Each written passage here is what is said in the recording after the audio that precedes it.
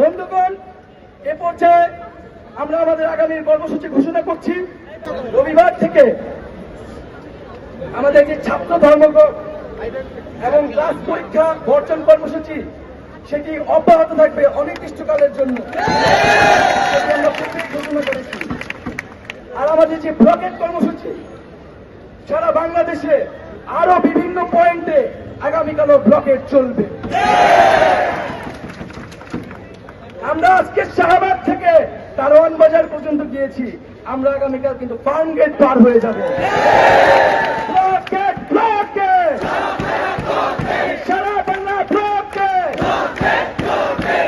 আজকে যে আন্দোলন আমাদের কোটারি আন্দোলন, আমাদের দেশে যদি আমলা নিয়োগ হয় 100 জন, সেই 100 জনের মধ্যে 56 জনই হচ্ছে অযোগ্য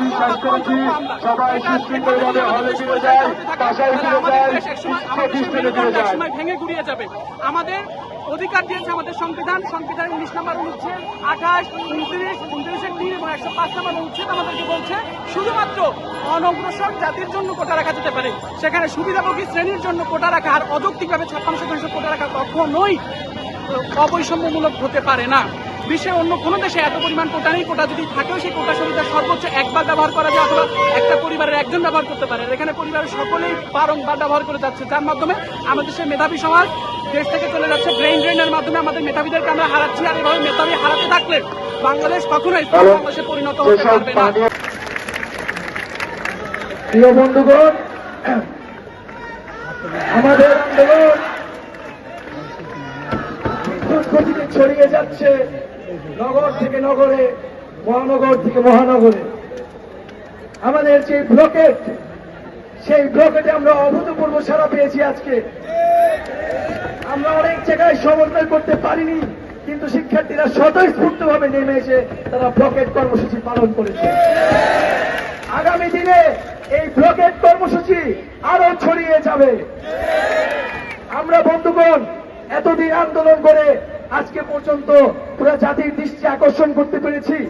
আমাদের প্রধানমন্ত্রী তিনিও এই বিষয়ে কথা বলেছেন, কিন্তু আমরা শ্রদ্ধার সাথে বলতে চাই যে কোটা সংস্কার আন্দোলন যে যৌক্তিকতা ছিল, সেই যৌক্তিকতা আমরা 18 সালেই প্রমাণ করেছি।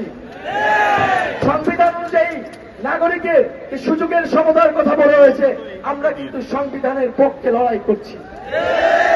বন্ধুগণ, আমাদেরকে আদালত দেখিয়ে লাভ নেই, আমরা আপনাদেরকে সংবিধান দেখাচ্ছি। তো বন্ধুগণ, প্রধানমন্ত্রী নিজেই সংসদে দাঁড়িয়ে আমাদের কোটা বাতিলের পক্ষে রায় দিয়েছিলেন। আমরা আশা করব এবারও তিনি শিক্ষার্থীদের পক্ষে, শিক্ষার্থীদের যে জনমত তার পক্ষে সংসদে দাঁড়িয়ে কোটা বৈষম্যের চূড়ান্ত সুরাহা আমাদেরকে দিবেন।